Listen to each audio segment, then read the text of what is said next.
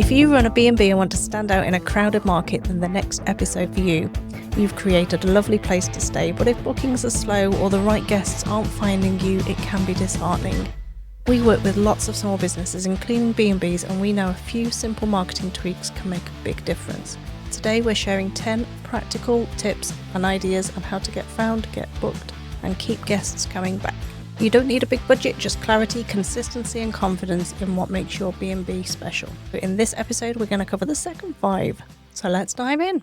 I'm your host, Maggie Taylor, and I am joined by my co-host, Mr. Mark Vallance. Well, hello again. Hello. The first 5 we covered, start with your guest and not what you offer. We talked about making your brand reflect your style. We also talked about email marketing, SEO, and an FAQ page, which is frequently asked questions. Okay. So in this episode, we are going to cover the next 5. Yep. Yeah. Are you ready for these? The number 6 of the top 10 marketing ideas to help boost your B&B bookings. Yes. You have a things to do page, but keep it current. Keep it current, yes. For the love of God, keep it current. Keep it up to date. Right, okay. Yes, I can reiterate that enough. How many times we can see a B&B's perhaps, or a guest house or a hotel or anybody's things to do page in the local area where you can go on there and you go, okay, it's 2025. Yeah. It's coming up to the Easter holidays, 2025. Let's see what things to do there are in the area. There was an air show in 2020, although there wasn't because it was COVID, but there wasn't. No. That's the last thing that it said there was to do. Yeah.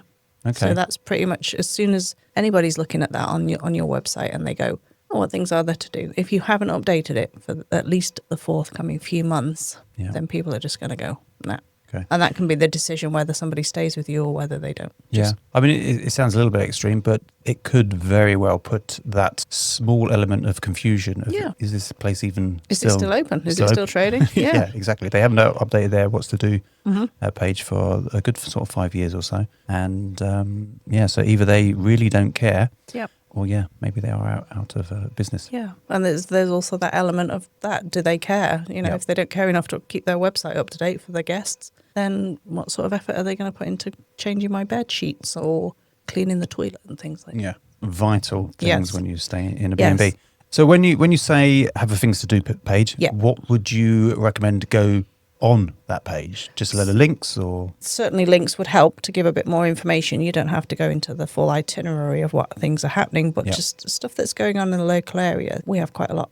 We're lucky to have quite a lot going on in the English Riviera where there's an air show coming up. There is the Pirate Festival. There's all sorts of fun things like that. So you can highlight sort of a little one-liner saying there's a Pirate Festival. It's happening this weekend. And then, if that event has its own website or another Facebook page or something like that where you can link to it, then that's good to sort of promote other events as well that are going on locally, as well as also having things not necessarily around just events or places to go around here, but also places to eat. So if there's somewhere that you perhaps would recommend people go to that does maybe like a vegetarian meal or a good vegan meal, then link those things as well. Just as you kind of said that, as an idea, instead of just clumping it all together, and then you've got what's going on here, and then the best restaurant to eat there, and such place to go walking over here.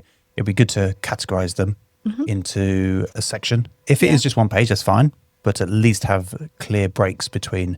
Maybe you could group them in like the top 5 events going on in the next 3 months, 4 months, even a year or so. Yeah. And then beneath that, maybe the top 5 restaurants that you would recommend go to, and maybe the top 5 walks, etc., etc. So if it's all just dumped on a page, people will naturally look at that and think, there's too much. There's too much going on, but not events wise, but it's a mess. So make sure it's laid out nice and clean, so people can easily get to the information. And by the same token, don't go too far ahead. Like if it's just New Year, don't start talking about maybe summer 2026 or something. No, of course. Because although there is in Torbay, there's the SUP, which is the stand-up paddleboards World Cup coming to Torbay next year, 2026. 2026. I'm not sure on the actual date, but that for Torbay is a massive event, which is going to certainly draw in the crowds. I would definitely recommend B&Bs and guest houses finding out more information about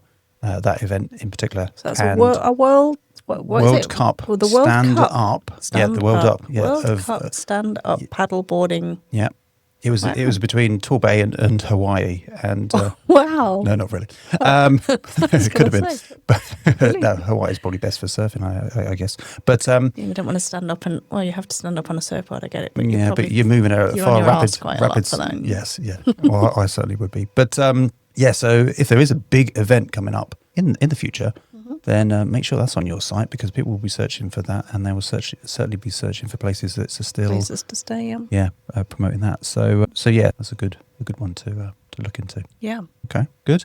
As well as obviously the links, pictures to accompany the links would be nice, and at least a paragraph or two be good as well, because not only does it help for the search engine point of view, but also visually more exciting to look at. So. And then Maggie's super tip, just latching onto your I pictures. forgot your super tips, fine, Maggie. is to turn your things to do guide into a seasonal blog or a reel. So an Instagram reel or Facebook reels, which also work now. For example, top 5 cozy winter spots near our B&B, or top 5 spring walks, or top 5 summer things to do near our B&B. So just have, an additional post going out that you can elaborate a little bit more on things and stuff. You can never post too much. No. Too less for sure. Too little for sure, yes. Yeah. Okay, so tip number 7. Yes. We have here, ask for reviews, but don't do them until the guest leaves. After the guest leaves, yes. Ask for reviews, but after your guest has left. Okay. So perhaps they're on the way home, you could drop them an email and say, can you leave us a review? But timing does matter with asking for a review. So you can always ask them as they're leaving to leave your review. But why wouldn't you ask them while they're there? As in, it sounds like a bit of a stupid question, but why wouldn't you ask them if they're there? They're in the mood. Yeah. They've really enjoyed their stay. Maybe that's the best time to get that little nugget of happiness or a good review for them. I believe there is I don't know if algorithm is the right word, but there's something within TripAdvisor particularly, and maybe Google, I'm not 100% sure, but it's better not to chance it, that if the reviews are coming from one location, then they can get a little bit edgy and say, is this you leaving yourself all these reviews on different accounts? If you leave a card for your guests in the room and says, please leave us a review, and they do that as they're packing up to go, I'll leave them a review. And then the next guest in another room is leaving the same review, not same review, but same location. Yeah. Then TripAdvisor might go, this one guest house has a lot of reviews coming from the same location. Let's question them. And they might wipe them off. Yeah. Do you leave reviews wherever you go? I don't tend to, no. No, why is that? Well, not unless I've had a bad experience. Oh, okay. So you're a bad review. Worst case scenario. How are you? But luckily, it hasn't happened that often. Okay. I have to admit, I'm useless at leaving reviews. I really am, and I think a number of reasons. It feels like a bit of a hassle, to be fair, and I find it difficult to get my words out, as you can probably tell. But especially writing stuff down, I kind of find it difficult to know what to say and how to word it. Yeah. So how would you suggest people get around that kind of issue, or a good way to encourage people to leave reviews to make it easier for them? Just making it absolutely as easy as possible for a guest to do that. I wouldn't say you can write a prompt for them to say copy and paste this, because that's probably yes, that's a little bit cheating. Yeah, but it's almost the same problem as I mentioned in the first stage. But but do you know what I mean? It's difficult sometimes to think of what do they want me to review? The food, the beds, the pictures on the wall. I mean, it's you don't always have to leave a review in terms of actually writing words, because with Google's ratings, you can just choose a star rating and post it there. You don't have to necessarily leave any words if you don't want to. Yeah. Or with TripAdvisor, they have the kind of scale of cleanliness and helpfulness and how easy is it to find and stuff. They have like the little scales where you can leave. Yes.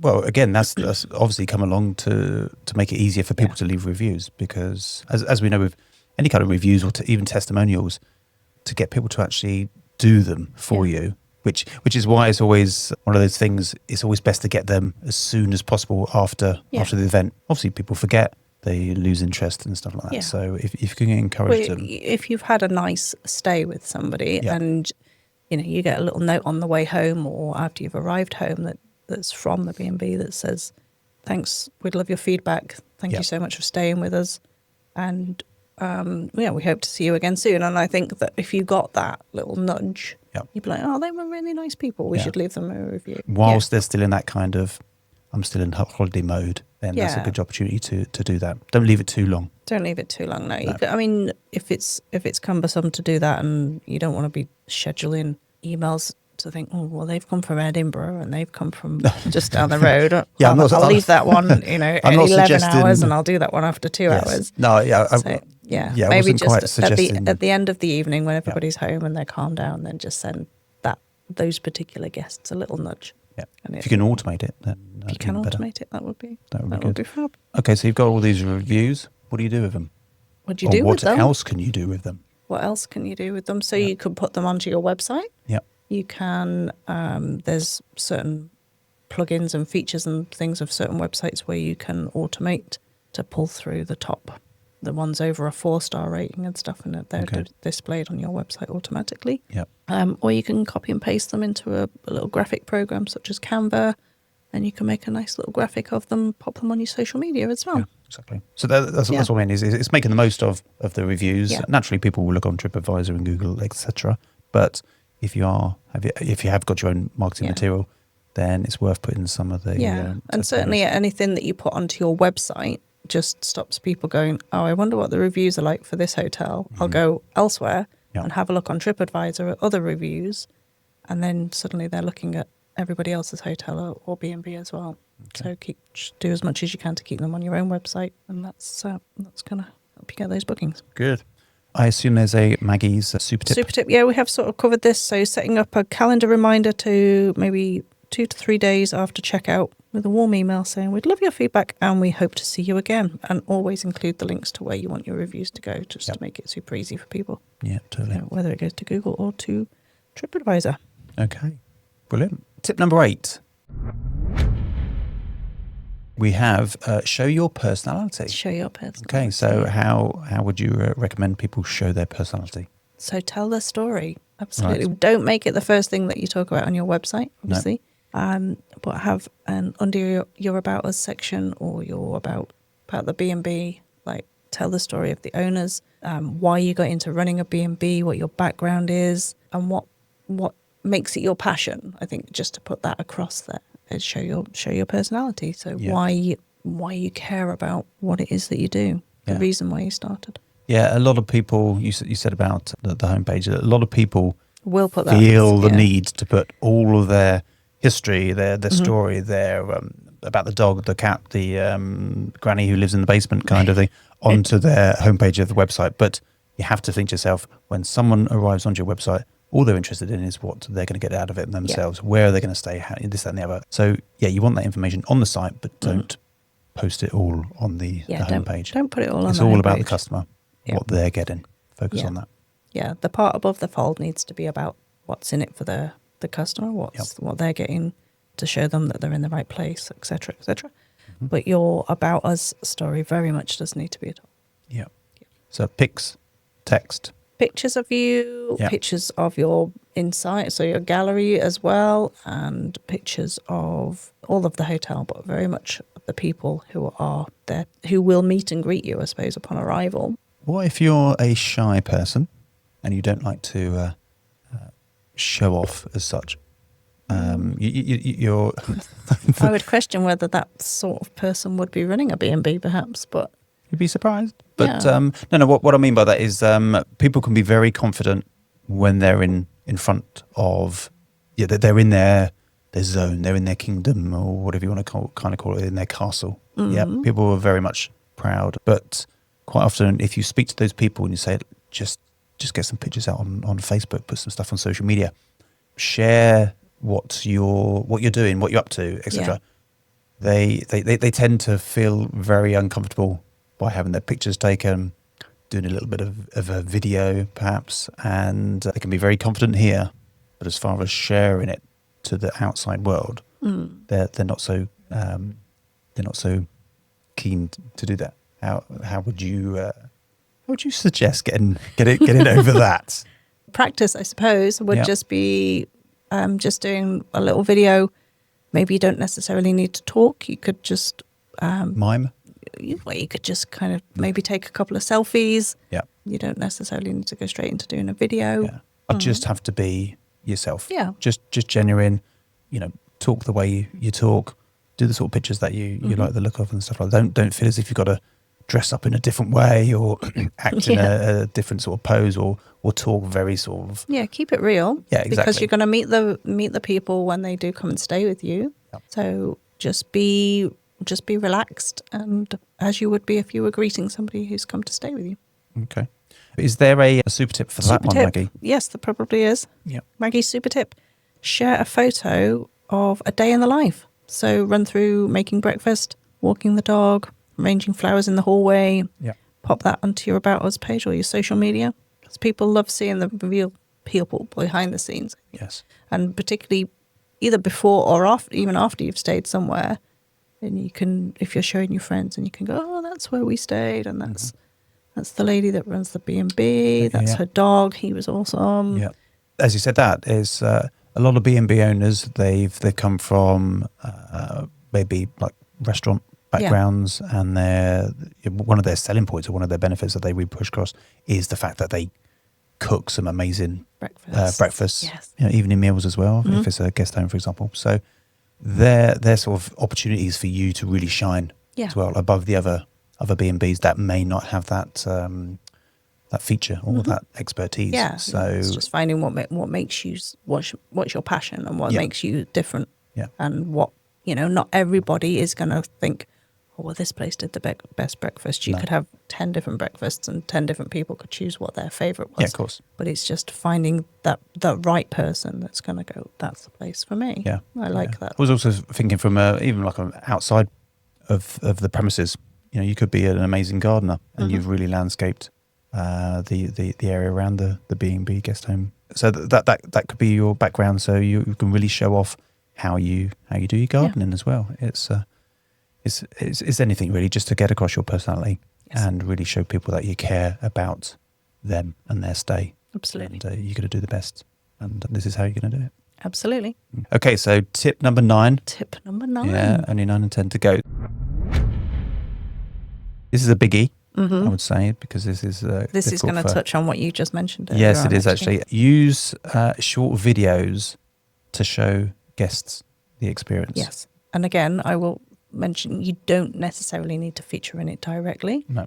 But you could just have a video from you opening the door of your guest house, nice, smiley, happy greeting, and then the video just pans through to your reception area, to perhaps show somebody walking up the stairs, to going into a room, and just kind of giving a little highlight of what people will expect upon arrival or departure. Even you could also do a video of waving some people off, or just showing them where the car park is, or that sort of thing. Yeah. When I saw this question, tip number 9. Tip number 9. When you go away, it's nice, obviously, to see the room. It's nice to see the building, the gardens, the view, etc. But I'd also like to have that feeling of, I don't want to see it all. Well, you personally, if you don't want to see it, you don't have to look. No, of course. No. You don't have to go onto social media and do all the background research. No, but some people do like to do. What my point being is, yes, you want to show them a nice range of what they're going to get when they go there. But if there's some real nuggets of wow factor kind of material, sometimes it's nice to hold some of that back because you also want people to arrive. And as they walk into the room, go, wow, that's nice. And wow, look at the view, and wow. So, is that a bit of a... That's probably your personal preference more than anything, because a lot of those things, the wow things, are what sells it. What's going to sell it? Of course, yeah. Oh, yeah. I'm not saying hold everything back, because yes, you need to use this, but it's just just keeping some of it back, just so you don't blow it all, I suppose, in one go. Yeah. Well, no, I don't think. I think again that's your personal preference, perhaps. But Okay. if it's not on the video or the social media, or for somebody to see it, then they'll see it when they arrive. But it would be nice to. I think people like to kind of show off a little bit, perhaps, of what they've experienced whilst they've been in a certain place, and for them to be able to go, look, this is to share what. So they might film it and put it on social themselves, or they might say, "This is." You can't hide the wow factors, obviously, because if you don't share it, someone else will. Yeah, unless it's a hidden secret room or something, then I would say that would be show cool. it off. Yeah. But if you're of a personal preference where you like that wow factor, then I would say your top tip would be not to use social media and look at the videos before you go, because you want to experience it. Yeah. From a different point of view. Yeah. I think I know what I'm trying to explain. Yeah, I think I understand. But badly explain it. What would you use then? So you're saying to people, do a little bit of a video? Yeah. Phones? Phones are fine. Yeah, absolutely. Okay. I think unless you've got an old Nokia 3310 that perhaps doesn't Could that do video? I don't know. No, I don't think it was the old green screen ones, wasn't it? Yeah, I am showing my age there.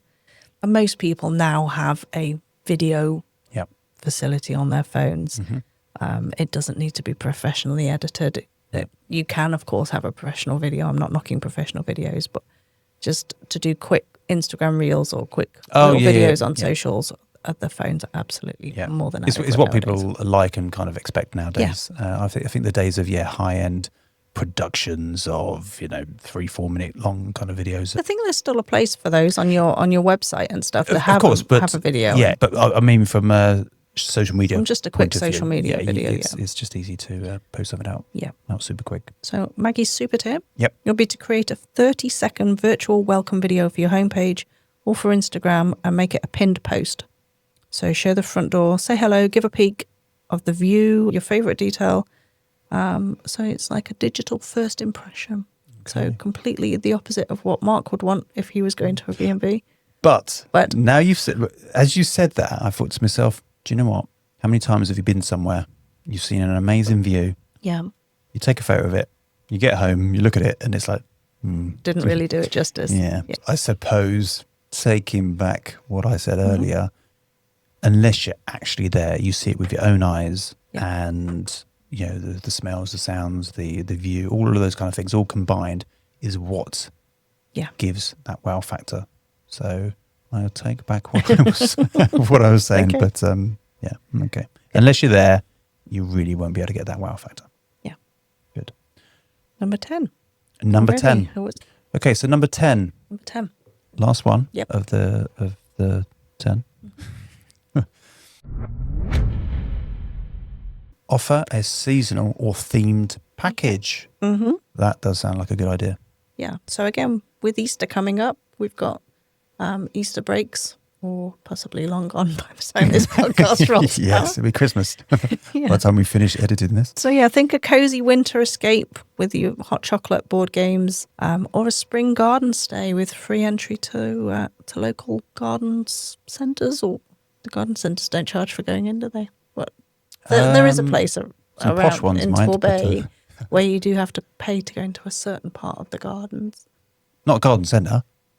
I don't know if it's technically a garden centre. We went there for coffee recently with the mother-in-law, and she said, she wanted to look around, but you had to pay £3 to go through a gate. Anyway, but yeah, think cozy winter escapes with hot chocolate and board games, or a spring garden stay. Right. With free entry to a local attraction. Perhaps you could offer that. Okay. The seasonal and the theme style packages, obviously big companies do that all the time. You'll always have an email newsletter or some sort of marketing saying, come here for the winter break, or extreme example here, but Disneyland, Winter Wonderland, Easter thing. Easter egg hunts. And all that kind of stuff. They do it. Mm-hmm. So small B&Bs, guest houses, etc., should do exactly the same. Take a leaf out of their book and come up with their own ideas, which can very much be themed and relevant to their location as well. So it doesn't just have to be seasonal. It can be Halloweeny. If you're in a tiny little cozy fishing village, It's quite spooky. I was thinking sort of like this is going to sound ridiculous, fishy kind of theme. fishy themed stays. Oh my goodness. No, forget that. That's stupid. What am I thinking of? You're thinking of bricks on fish. But no, I wasn't thinking of Brixham at all. I was just. Why are fish spooky? I wasn't thinking of spooky fish. Oh, no. Okay, maybe for the seafood feast type thing. Is this continuing as a genuine conversation as part of this? Yeah, we should leave it in. Seriously? Yeah, it's fine. No, what I was meaning was it doesn't have to be a Valentine's themed package. It doesn't have to be a Halloween themed package, which would be awesome, I suppose, if you had you could make your own theme. If you had a castle that was haunted, yeah. Try and be a little bit more sort of creative with your themes as well. Yes, of course, go for the Valentine's, the Christmas, etc., etc.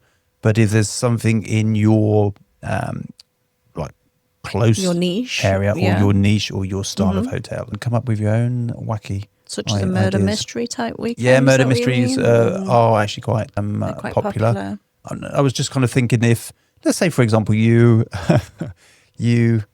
have or you live very close to a donkey farm, and you think to yourself, do you know what? Donkeys are lovely creatures. Let's do a donkey themed weekend. I'll have a pint of what you're drinking today. What is in that cup? No, I'm thinking totally outside the box. You could come up with something that relates to donkeys. Donkeys, yeah, donkey themed. No, joking aside, you can go walking alpacas across the moors, I believe. Can you really walk in them? I suppose you can't ride them, can you? No. Yeah. Well, yeah. Is it alpacas? I'd rather ride a horse than walk an alpaca, wouldn't you? Yeah. You can't do that on Dartmoor, but I don't think so. Christ, where on earth Not is this legally. Yeah. Give people a reason to book with you. I think that's ultimately what we're saying, is to have a theme. Make it a niche theme if necessary. Maybe around like Agatha Christie, murder mystery, those kind of things are quite good. They're very popular around here. Yeah. Yeah, just if it's going to be a rainy weekend, then why not book a rainy getaway somewhere else? Or those kind of, just having a theme that you can... A theme. A theme. As wild and crazy and stupid even as some of the ideas we've just discussed, there will be something that you can make your own, basically. And who knows? Could be a massive hit. Yeah. The donkey weekend. Pin the tail on the donkey as the main event of the 1970s now. Too young. Where do we go from there? Okay, so one thing I would like to just add in here. Brings some sort of sense for your themed or your seasonal message. If you're putting that out on social media, then please do not use the words, "Why not stay with us this summer? Why not?" Well, you've just told me why not.